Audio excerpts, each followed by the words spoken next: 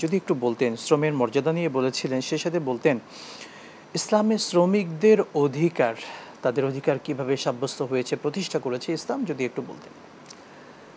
ধন্যবাদ।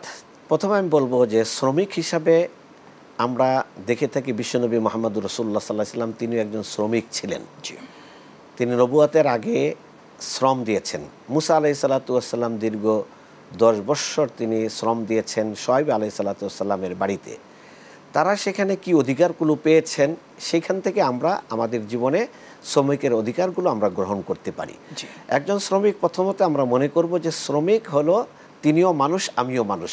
এই মানবীয় মর্যাদার স্বীকৃতি পাওয়াটাই তার প্রথম অধিকার।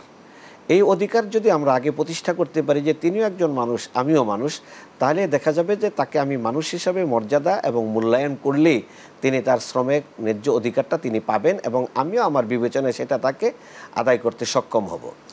2 নম্বর যে বিষয়, সেটা হলো শ্রমিকের অধিকারের মধ্যে রাসূল সাল্লাল্লাহু আলাইহি সাল্লাম যেটা আমরা নামাজের কাতারে দাঁড়ালে পাই, যে একজন শ্রমিকও নামাজের কাতারে যখন সবার আগে দাঁড়াবে, আর মালিক গিয়ে কিন্তু তাকে পিছনে নিয়ে যেতে পারবে না। মসজিদে জায়নামাজ বিছিয়ে মালিকের জন্য আলাদাভাবে জায়গা দখল করে রাখারও বিধান নেই।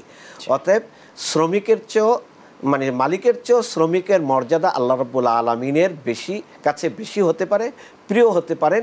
এটাও এখানে আমাদের কাছে অনুমান বা এটা আমাদের বিশ্বাস রাখতে হবে যে আমলের আলোকে আল্লাহর কাছে ব্যক্তির মর্যাদা। 3 নম্বর হলো শ্রমিকের অধিকারের মধ্যে আমরা অধিকার একটা হলো তার প্রাপ্যটাকে সে যথাসময়ে পেয়ে যাওয়া, এক্ষেত্রে কোনো গরিমসি না করা, যেটা এই হাদিস থেকে আপনার আজকে আলোচনার সূত্রপাত করেছেন যে আতুল আজিরা আজরাহু ক্বাবলা আন ইয়াজিফা আরকাহু, তাহলে তার আরকুহু, তার গাম শুকিয়ে যাওয়ার আগে তার পারিশ্রমিক পাওয়া, এটা তার ন্যায্য অধিকার। এই অধিকারটা আমরা নিশ্চিত করতে হবে।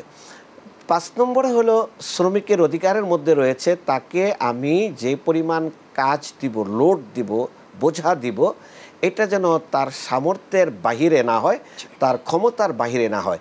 এজন্য আল্লাহ রাসূল সাল্লাল্লাহু আলাইহি সাল্লাম বললেন যে তোমরা যাদেরকে দিয়ে তোমাদের শ্রম আদায় করছো বা আঞ্জাম দিচ্ছ, তাদের উপর যদি তোমরা বেশি বোঝা দিয়ে ফেলো, তাহলে তোমরাও তাদের সাথে সাহায্যে অংশগ্রহণ করো।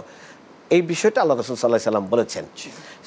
6 নম্বরে হলো একটা শ্রমিক কয় ঘন্টা কাজ করতে পারে, দিন রাতে একজন মানুষ কতটুকু সময়ে পরিশ্রম করার মতো তার শরীরের সক্ষমতা আছে, এই বিষয়টাকে সামনে নিয়ে, যেমন আজকে বর্তমান যুগে যেখানে ইসলাম সূচনা লগ্নে বলে দিয়েছে শ্রমিকের অধিকারের ব্যাপারে, সেখানে ইসলামের এই অধিকারটা নিয়ে প্রায় 1300-1400 বছর পরে গিয়ে মানুষ এই অধিকারের ব্যাপারে তাদের মধ্যে সচেতনতা আসছে, তখনই যখন অধিকারের ব্যাপারে তারা ময়দানে গিয়ে রক্ত জড়িয়েছে।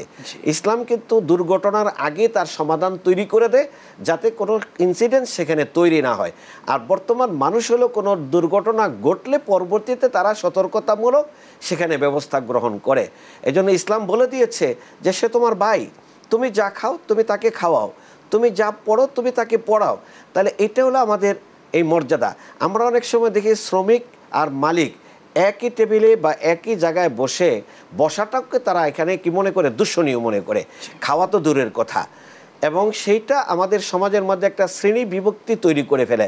ইসলাম কিন্তু এই শ্রেণী বিভক্তির পক্ষে নয়।